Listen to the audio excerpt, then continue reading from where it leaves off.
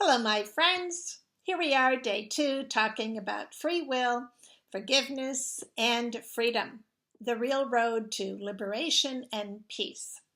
Now, you may be wondering if there is a specific reason as to why I'm speaking about these subjects right now.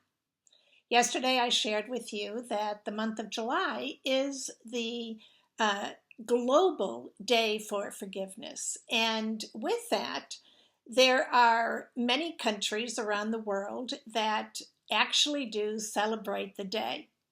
Now, having been the host of numerous projects on forgiveness and peace, I can tell you that it doesn't seem to be a priority in this country. And so we're left to ask the question, why not? As we know, there is nothing more important to each of us, really, than feeling free, feeling peaceful. And of course, the one process that guarantees that is forgiveness. So why are we not putting more focus on it? Why does it seem that rather than putting the focus on something that is good for our health and our happiness and our well-being, and a wonderful place to build a foundation that will create anything that we truly want to experience, why is this not emphasized more in our world? So, as we know, our news and so many publications are constantly bombarding us with news about the war. Actually, I should say wars, because there are wars taking place all around the world in various methods. We see that this sort of bombarding, is creating such a deep sense of fear in most people, and also that it has had a lasting effect, I believe, on people's nervous systems. We can see people are very, very reactive now. They're worn down, they're tired, they're just exhausted emotionally and even physically from this constant bombardment. And of course, how the fear is fed in our societies. So this month on Heart-Centered Woman, our show is dedicated to visioning a different frontier, a different future. And part of that, of course, is training ourselves to pivot, to reverse what it is that we are feeding, what we are giving our attention and our power to. And so as I was thinking about all the various projects that I've initiated over the years and how little traction they've gotten, it's my hope, quite frankly, that I can take advantage of this weakened position that so many people are in and help to build them up with hope and faith and a knowingness that we have the capabilities to create from a completely different set of energies. And those energies are healing energies. Energies that will actually feed, nourish, and nurture us. And so that's why I decided to speak about free will, forgiveness, and freedom. How are they connected, you might be asking? Well, the truth of the matter is that you don't get one without the other. Free will is the initiator for both forgiveness and for freedom. And we often forget this. I spoke yesterday about how easily, we forget that forgiveness is actually calling to us all the time. And the reason for that is it's disguised, as is the truth about our free will. And so I want to just talk briefly about what that means. As we know, or maybe you're just hearing this for the first time, but this is a free will universe. What it means is that it's your free will that determines your experience 100% of the time.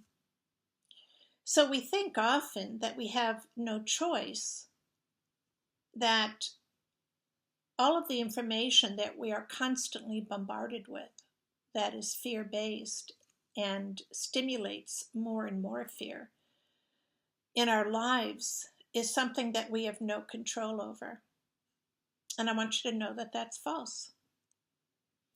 You're buying into fear and the fear mongering that's taking place in the media and in what is reported to you in many different ways. You do have a choice. You have a choice as to whether or not to take that in.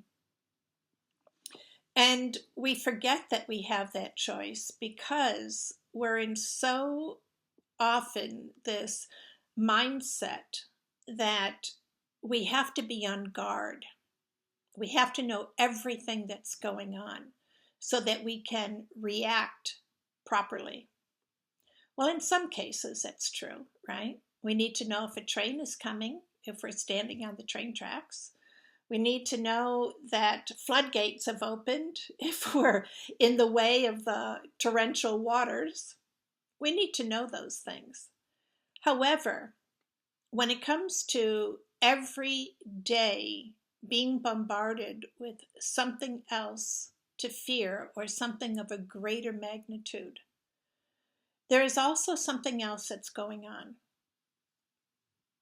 And that is a call for you to turn from fear so that you can turn towards it.